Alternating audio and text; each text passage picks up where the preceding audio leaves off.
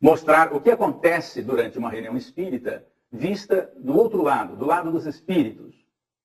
Muito bem, começamos com a primeira imagem, dando os créditos ao trabalho, todos os envolvidos no trabalho, e logo em seguida, a primeira cena do primeiro capítulo. Antônio Carlos Tonini volitando com um companheiro que vai acompanhá-lo até a casa espírita, de uma região que ele conhecia bem. Ele morou nessa cidade, trabalhava noutra casa, era um trabalhador espírita, desencarnou e, do outro lado da vida, quis conhecer o que acontecia durante uma reunião. Já que do lado de cá ele tinha conhecimento, do lado de lá ele queria saber como as coisas funcionavam. Muito bem, costumo brincar que nessa cena em que eles estão volitando, você não deve tentar fazer isso em casa, porque com este corpício ainda não é possível volitar. Já dentro da casa espírita, eles são recebidos por um responsável. Toda casa espírita, todo núcleo, em qualquer organização terrestre, sempre existe um espírito responsável que cuida do bastidor. E a casa espírita não é diferente. Joel é o espírito encarregado dessa direção. Ele recebe Tonini, o cumprimenta e aproveita para apresentar a Tonini Marcos, o espírito que está logo atrás do Joel, à direita, é que ficará responsável por acompanhar Tonini nas suas observações durante a reunião. Logo em seguida, o mesmo Joel reúne todos os trabalhadores, horas antes até da reunião começar aqui na Terra. Todos os trabalhadores se aproximam, vão ao salão principal para a prece e para a sua preparação. Costumo brincar também que nessa reunião de espíritos não tem nenhum anjo com asa. Os espíritos, nada mais, nada menos, são aqueles que saem da Terra e continuam suas experiências do outro lado. Portanto, há muito trabalhador aqui da Terra que desencarna e continua trabalhando na sua casa de origem, por exemplo. Feita a preparação, começam as observações ainda sem o público ter chegado a casa. Uma das coisas que a que Tonini se refere é que toda instituição tem uma equipe de defesa, uma equipe de segurança. Por que isso? Ora, porque aqui na crosta aglutinam-se muitos espíritos que não têm o ideal do Cristo, estão distantes das lições de Jesus. E, portanto, eles poderiam invadir o ambiente. É preciso ter seguranças para isso. E já no salão principal, o Tonini mostra, numa posição mais alta, como se estivessem numa outra estrutura, e veremos mais adiante como é que isso é feito, 2 responsáveis pela segurança estão dentro do salão, com um dispositivo que permite, eventualmente, se for necessário, sedar com um pequeno raio, que não mata ninguém, mas pode sedar um espírito que esteja presente à reunião, e ainda que tenha sido autorizado, na hipótese dele ter um surto, ele possa simplesmente ser sedado sem causar maiores constrangimentos ao desenrolar da reunião. Então, o Marcos mostra ao Tonini esses 2 espíritos que já estão apostos para essa eventualidade, quando os encarnados e os desencarnados forem admitidos ao salão principal. Falamos então de uma primeira equipe, que é a equipe de segurança que a Casa Espírita deve e tem. Agora vamos falar de uma outra equipe que também a Casa Espírita tem, é a equipe médica. O responsável pela equipe médica já está no ambiente que será utilizado para os passes e observa-se que 2 trabalhadores carregam uma espécie de ânfora à mão e o Tonini pergunta o que é isso ao Marcos. E o Marcos explica que aqueles são recursos colhidos na natureza. Aqui na natureza densa, mas eles recolhem os fluidos que são emitidos pela natureza densa. Vamos ver que tipos de fluidos são obtidos na natureza. Essências que saem das árvores, das raízes, das cascas das árvores, muito antes das folhas, mas também dos frutos e também das flores. E, é claro, não podemos esquecer da água, o solvente universal, de onde saem muitos recursos para o tratamento na casa espírita durante a atividade do passe. Portanto, esses fluidos que são manipulados, juntos com a doação particular de cada espírito que secunda o passe e de cada doador de fluidos aqui encarnado, que normalmente chamamos de passista, esses 3 recursos, os recursos do mundo espiritual, os recursos da natureza, os recursos dos espíritos e os recursos do encarnado, compõem uma trilogia que vai receber um 4º elemento, que são recursos de mais alto. Mas nós falaremos isso mais à frente nessa história. Conhecida a equipe médica, vamos passar a uma equipe que normalmente nós não temos notícia, usual. Uma equipe que faz o trabalho com equipamentos na casa espírita. A cena que você está vendo agora mostra alguns desses equipamentos. Talvez haja um excesso de equipamentos na cena que você está vendo, mas há intercomunicadores e há outros dispositivos até que nós nem conhecemos. Mas vamos, pelo menos, mostrar um desses dispositivos e como ele trabalha e como ele funciona, que é esse dispositivo que o Tonini está observando, em primeiro plano. Então, os espíritos estão preparando alguns dispositivos, muitos dos quais nós nem conhecemos, mas este em particular nós vamos detalhar mais à frente. Há uma outra ocorrência nessa cena. Há um espírito ajeitando uma tela que não será visível aos encarnados. Essa tela, ela vai fornecer base para imagens lá na vida espiritual, para os espíritos que estiverem assistindo à palestra. Falaremos mais sobre isso também depois. Agora sim, está chegando a hora do público ser admitido ao centro espírita. Como é uma casa muito grande, alguém que mora no centro, que faz o serviço de zeladoria do centro, está indo abrir a porta, enquanto Marcos e Tonini, em primeiro plano, fazem comentários a respeito. Na imagem seguinte, uma coisa que não sabíamos como os espíritos faziam.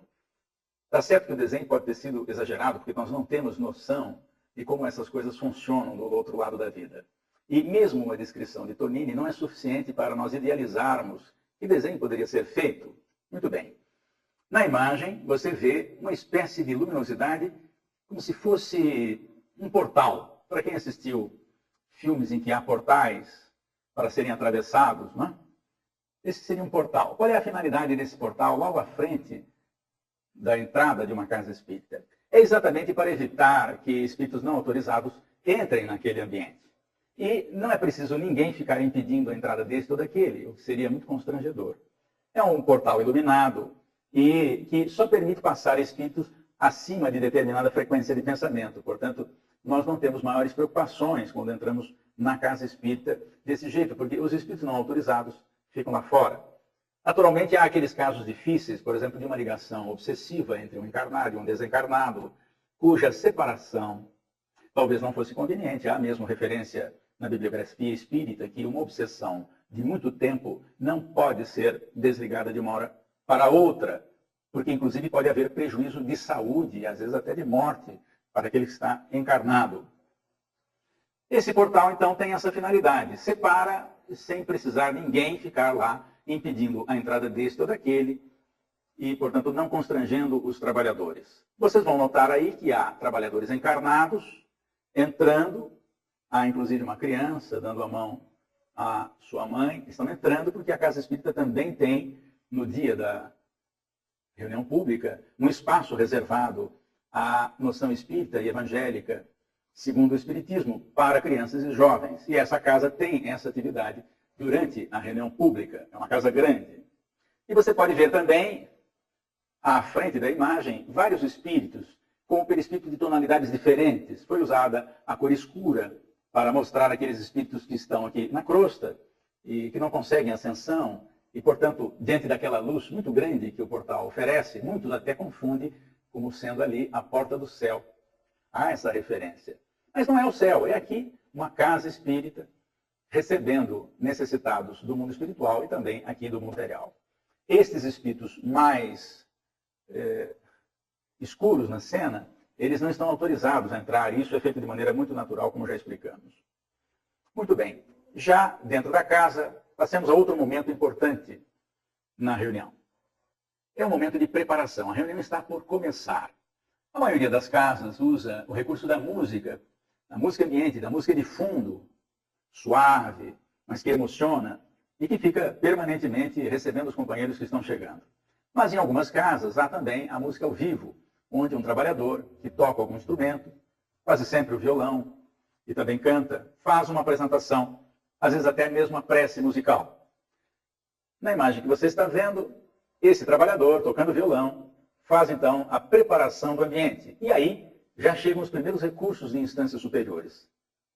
Essa referência de recursos que vem de instâncias superiores foi pela primeira vez mostrada na obra psicografada por Francisco Cândido Xavier, chamada Os Mensageiros, o segundo livro da série André Luiz. Foi lá que André Luiz, pela primeira vez, falou que na hora do passe feito lá na vida espiritual, também existem recursos chegando de mais alto, mostrando que há uma hierarquia muito interessante que nós vamos conhecer um dia, ou vamos relembrar um dia, de como funcionam os trabalhos intercessórios.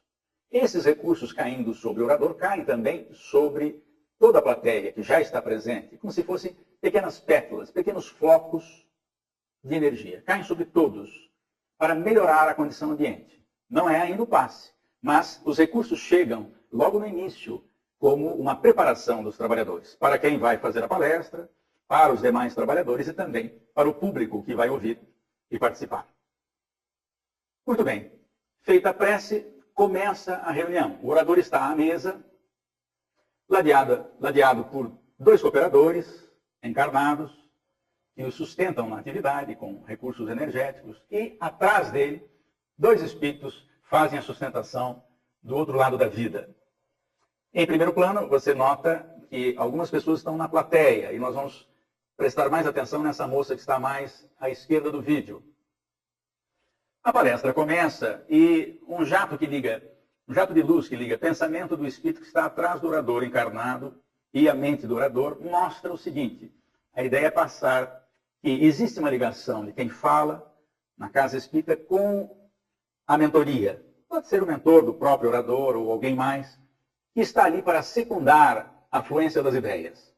Mas um detalhe: esse espírito que está por trás disso, que facilita as lembranças do orador, não pode nunca colocar na boca do orador, ou melhor, terá muita dificuldade de fazer, nunca não deve falar, caso a informação não esteja no conhecimento do orador.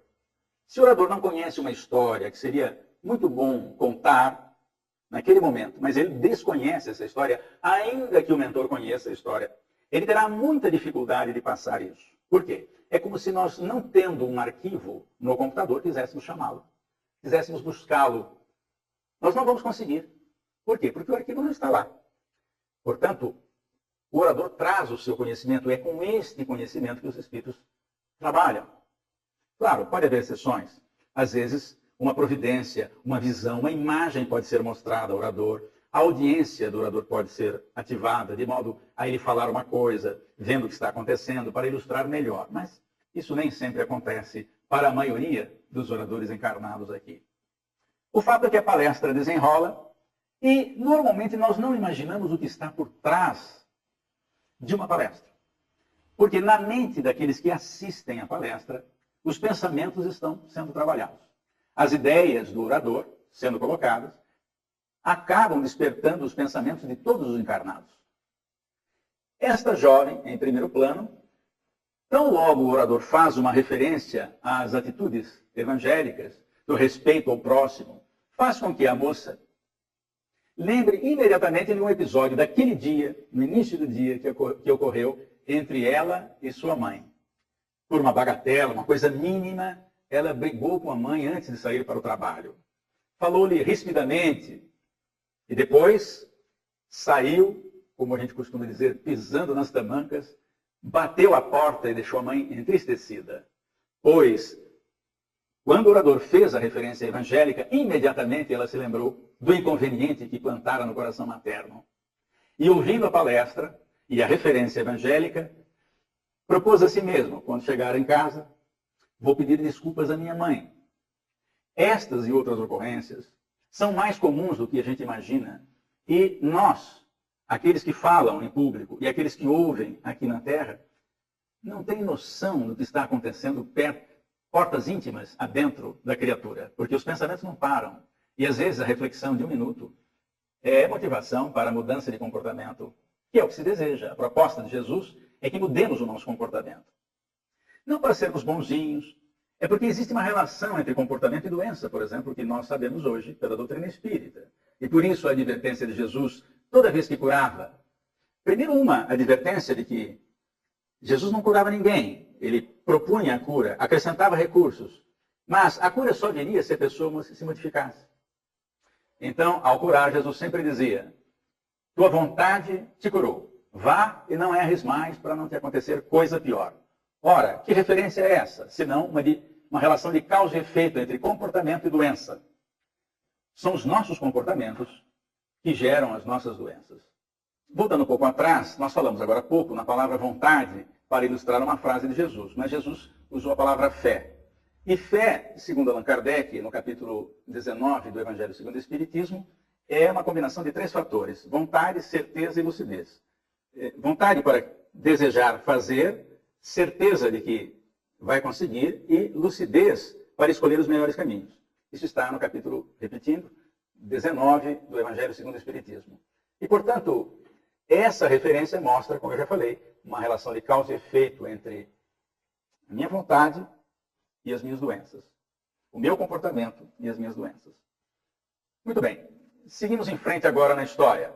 Marcos e Tanino observam agora, entre o público, uma senhora no centro da cena, cujos pensamentos, pela cor da nuvem que está em torno dela, mostram que ela não está pensando bem. Os espíritos estão observando isso. Na Terra não conseguimos fazer isso, mas lá eles conseguem. Essa senhora está pensando alguma coisa que não é boa e, portanto, esses pensamentos acabam escorrendo para o seu tórax e ela sente uma certa pressão no tórax. E Marcos diz ao Tonini o seguinte: olha, ela gera o próprio desconforto. Mais uma vez a tese de que as nossas doenças têm causa no nosso comportamento. O que pode ser um pensamento, porque o livro não fala o que ela estava pensando de ruim. Mas nós podemos aqui imaginar uma série de situações. Por exemplo, que essa senhora não gosta da nora. Pode acontecer? Pode, e talvez seja mais comum do que a gente imagina. Ela não gosta da nora porque se sente responsável pela felicidade do filho. Ela acha que o filho fez uma má escolha. Ora, se a escolha é dele, e ele já é maior de idade, ele que enfrente a situação. Eu não consigo mais, numa idade como essa senhora está, interferir na vida do filho sem prejuízo a mim mesmo. E, portanto, pensando mal da nora, esses pensamentos nocivos acabam se sobrepondo aqui no tórax, junto do órgão, que é o do sentimento, o coração. E essa pressão a faz sentir-se mal. É a primeira vez que ela está indo ao centro espírita, por exemplo, porque alguém lhe falou: se você tomar um passe, vai sarar. E, de fato, Marcos diz a Tonini que ela vai à sala de passe, vai tomar passe e os espíritos vão remover aquela nuvem escura. Mas, se ela não mudar comportamento, ela vai continuar com esse problema, porque se chegar em casa e voltar a pensar mal da nora, ela vai produzir novamente aquele teor de pensamento, que vai escorrer e vai se concentrar logo acima do órgão do sentimento. Esse desconforto vai permanecer. Ela só vai sarar o dia que ela mudar comportamento, marcando a tese de Jesus, que são os nossos comportamentos que geram as nossas doenças. Portanto, ela vai tomar passe várias vezes e vai melhorar, mas ela é a geradora do próximo desconforto. Se esse desconforto prosseguir, ela pode ter, por exemplo, vou dar um exemplo, isso não quer dizer que o que eu vou citar seja o caso de todas as pessoas que passam por esse problema. Pode ser que ela tenha e desenvolva nódulos no seio, por exemplo. Se esse problema persistir, é possível que o câncer venha também nessa região. E às vezes em palestra, algum homem levanta a mão: senhor médico, quer dizer que eu nunca vou ter câncer aqui no tórax, porque eu não tenho seio. Eu respondo: cuidado, porque o órgão de choque pode ser outro. Somos nós que localizamos a energia negativa onde a gente quiser. Por quê? Porque há órgãos de choque por todo o corpo. E às vezes, se na mulher é aqui, nesse caso, no homem pode ser no outro órgão.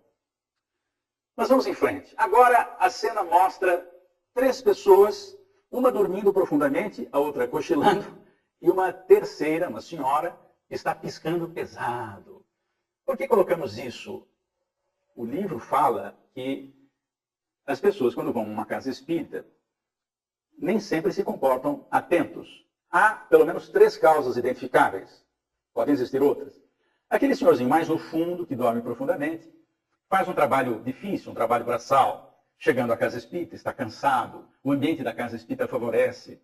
A leveza do ambiente, do ponto de vista fluídico, energético, facilita. Ele aproveita aqueles instantes e acaba descansando ali mesmo.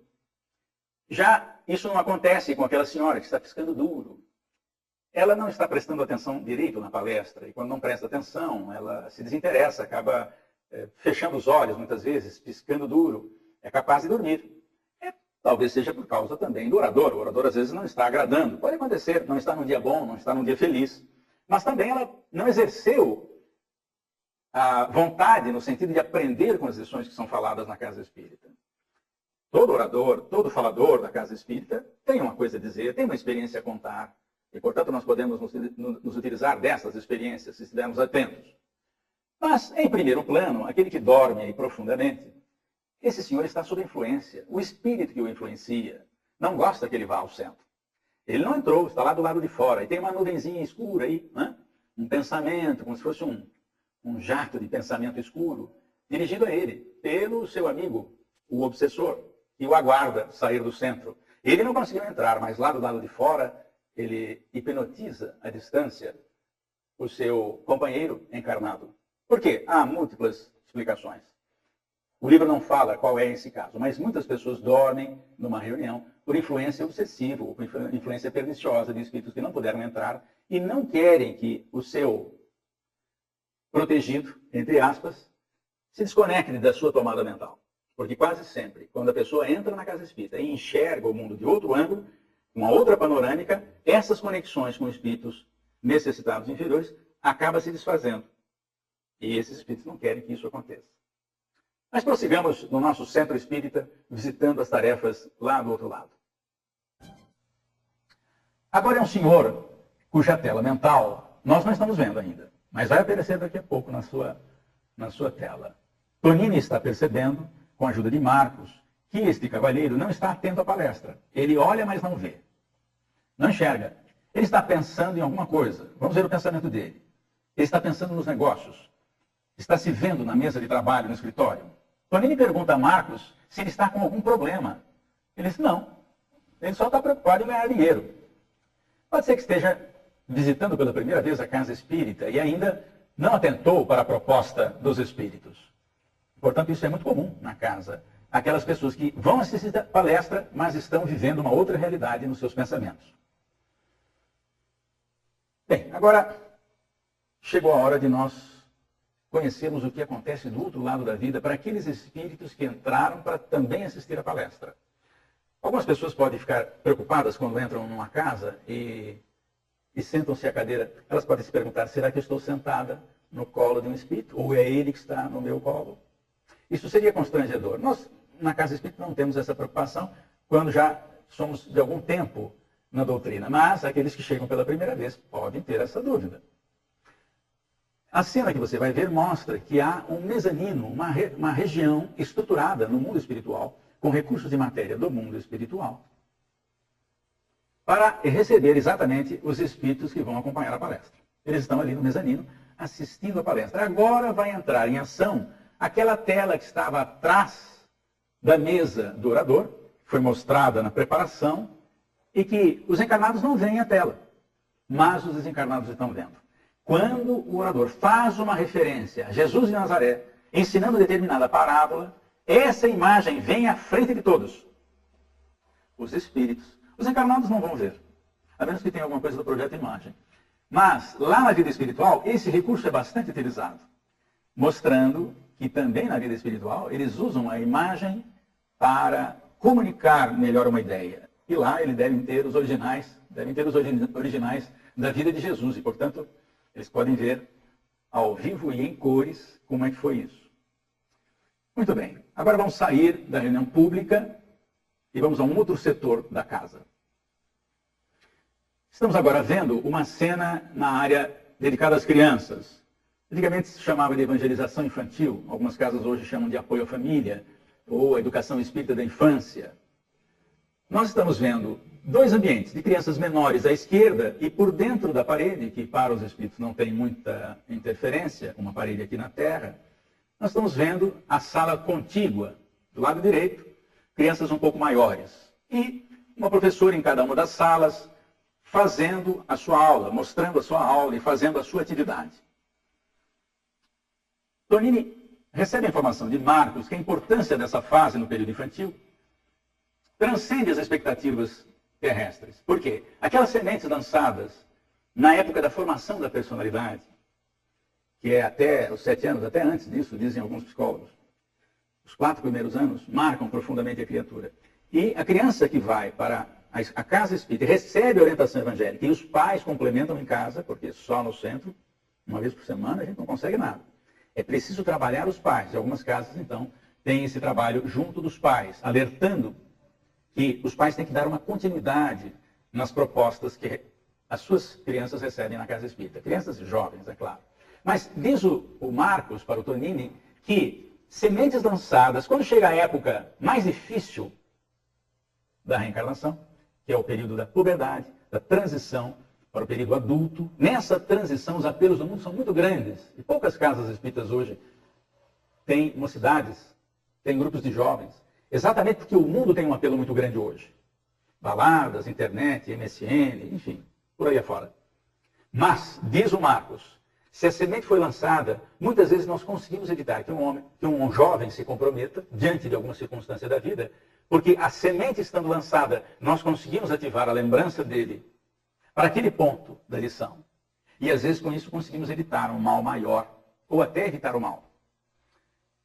Mas Tonini observa que há outras mulheres na sala, espíritos, que estão observando a aula. E ele pergunta o que é. E ele diz, Marcos diz que estas mulheres faliram na tarefa de educar os seus filhos. E agora estão se preparando novamente na vida espiritual, observando o que se deve fazer com as crianças, para, em voltando à Terra e serem mães novamente, se preocuparem mais com a educação, com o processo educativo das crianças. Muito bem, agora vamos voltar ao salão principal, para falar de um equipamento daqueles todos que nós vimos lá. Nós não sabemos que equipamentos tem na vida espiritual, mas esse os espíritos contaram. Naquele livro de vibrações, ou naquela urna de bilhetinhos que tem sempre a entrada do salão de palestras da casa espírita, o livro, ou bilhete, no caso aqui é um livro, as pessoas anotam nome e endereço, não é isso? Pedindo o quê? Normalmente a ajuda dos espíritos para aquele nome, para a pessoa que está naquele endereço. Eu costumo dizer que nenhum político atende pedidos num abaixo-assinado com uma única assinatura. Ele só vai se mexer quando tiver um número muito grande de assinaturas, até para que possam voltar nele futuramente. Na vida espiritual, a intercessão funciona mais ou menos assim. Às vezes me pedem para colocar o nome de uma pessoa no livro. Eu coloco. Mas qual é o meu grau de envolvimento com aquela pessoa? O ideal é que a própria pessoa interceda. Quer dizer, aquela que tem um nome que a pessoa conhece, que sabe que precisa, faz a intercessão. Por quê? Quando ela faz isso, ela coloca toda a sua energia. E por que eu estou dizendo isso? Porque vocês podem pensar o seguinte, mas qual é o critério dos espíritos para detectar quem precisa mais e quem precisa menos? Não é quem precisa mais e quem precisa menos o critério. O critério é da intensidade de méritos e deméritos. O aparelho é passado porque nem todos os espíritos têm essa percepção. Eles precisam, alguns deles precisam de aparelhos. Quando o aparelho passa sobre o livro, salta na tela a energia do pedido feito por alguém. Aparece um nome lá. Dá para ler o nome aí. Né? Não interessa aqui qual, porque foi um nome fictício. Aparece o nome de uma pessoa. Tonini pergunta, mas por que esse nome está aparecendo? Porque a pessoa que gravou ali o pedido não era o que está no nome, o que está lá registrado. Mas a pessoa que gravou o nome da pessoa necessitada fez isso com tal intensidade que aquilo salta aos olhos no aparelho. O dispositivo é para isso. Vamos ver na próxima cena uma imagem ampliada. O nome está bem claro ali. Eles descobrem que a pessoa que fez o registro está presente naquela reunião, naquele dia. E eles vão até ela para investigar o problema e ver o que é possível fazer. Quem registrou o nome do senhor Antônio, que está aí, um nome qualquer, não tem nenhuma referência pessoal, foi a mãe dele. A mãe está preocupada porque a mulher o abandonou com os filhos. Ele cuida dos filhos agora, mas está desacorçoado da vida, está pensando em se matar. E a mãe, percebendo isso, fez um pedido. Ela não consegue demover o filho dessa situação. Já tentou de tudo, mas agora pede aos amigos espirituais que façam alguma coisa. E logo em seguida um espírito se aproxima para consultar a tela mental desta mãe, que está lembrando do filho. E os espíritos vão tentar fazer alguma coisa assim. A pedido dela. O mérito é dela. A necessidade é do filho dela. E eles vão ver o que é possível fazer. É claro, em toda ajuda tem uma recomendação das lições de Jesus. Primeiro nós temos que nos ajudar, depois o céu ajuda. Ajuda-te que o céu ajudará. Mas, como a mulher, a mãe da pessoa, fez um pedido com muita intensidade, os espíritos vão fazer o que é possível. Muito bem. Agora chegou o momento dos passes. Lá na sala de passe é que vamos observar um outro fato.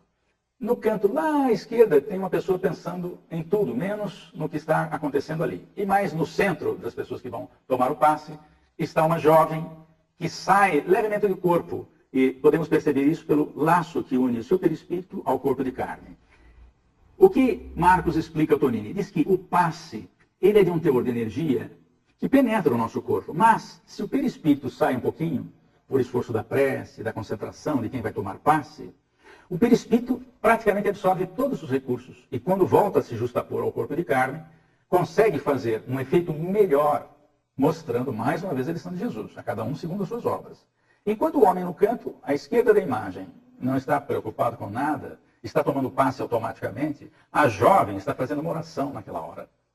Isso dilata um pouco o perispírito, ele nem talvez tenha saído tanto do desenho, no desenho que está sendo mostrado, o perispírito talvez não tenha saído tanto do corpo. Isso foi um exagero de desenho para mostrar que o perispírito às vezes se dilata, ou às vezes sai um pouquinho, só para mostrar isso.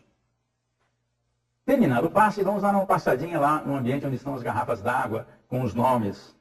E os espíritos estão magnetizando a água, colocando ali recursos que podem servir de medicação para aquela pessoa cujo nome está estampado na garrafa. Naturalmente, os espíritos investigam as necessidades e colocam ali recursos compatíveis com méritos e deméritos de cada um para que cada garrafa tenha a sua contribuição adequada ao seu problema orgânico. Muito bem, a reunião está quase encerrando.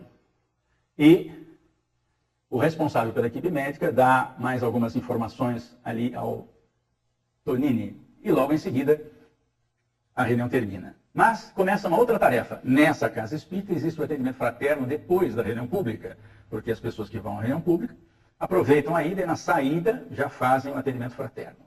O companheiro que vai fazer o atendimento fraterno já está a postos fazendo a sua leitura de preparação, a sua oração, e 3 espíritos estão designados para ajudá-lo.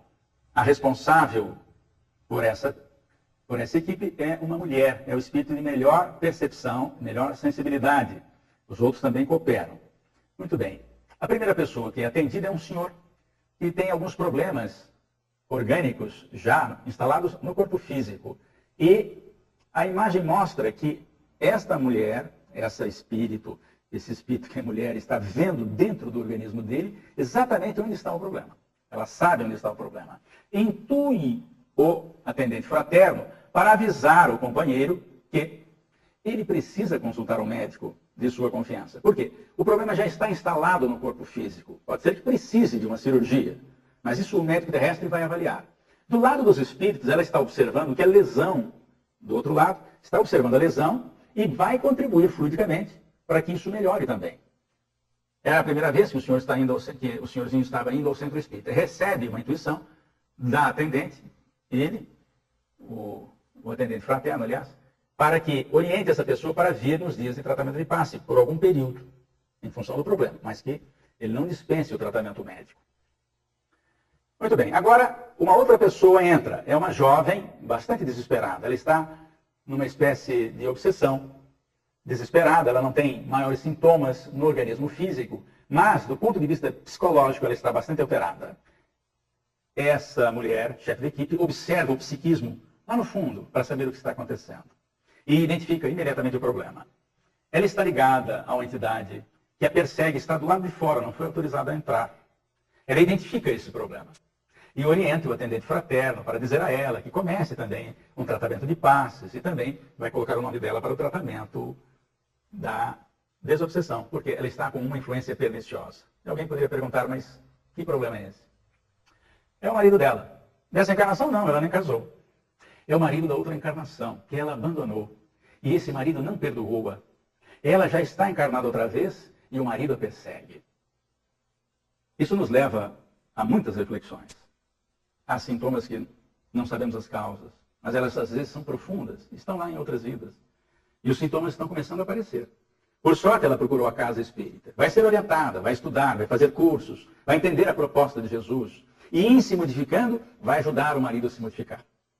Mas, por enquanto, essa atendente manda entrar o espírito obsessor do passado. O marido entra, feroz, querendo agredir, mas é impedido disso. E ela conversa com ele, dizendo que as coisas vão se resolver de alguma forma, ela vai perceber o erro, ela vai se modificar.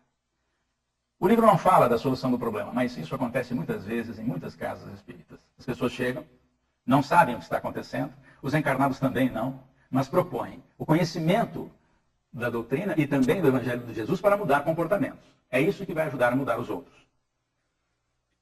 Muito bem, a reunião está terminando e agora os espíritos saem em caravana. Por quê? Aqueles novos endereços registrados, muitas vezes, não estiveram presentes na reunião. Portanto, equipes de espíritos saem agora da instituição, cujas portas se fecham para os encarnados, que vão para suas casas dormir, mas os espíritos continuam em ação. Agora, volitando, levam alguns espíritos necessitados para colônias. Outras duplas de trabalhadores vão até lares cujos nomes e endereços foram colocados no livro ou naquele bilhetinho despretensioso que a gente colocou na urna. Nada disso deixa de ser levado em conta por uma questão de respeito dos espíritos à casa que trabalha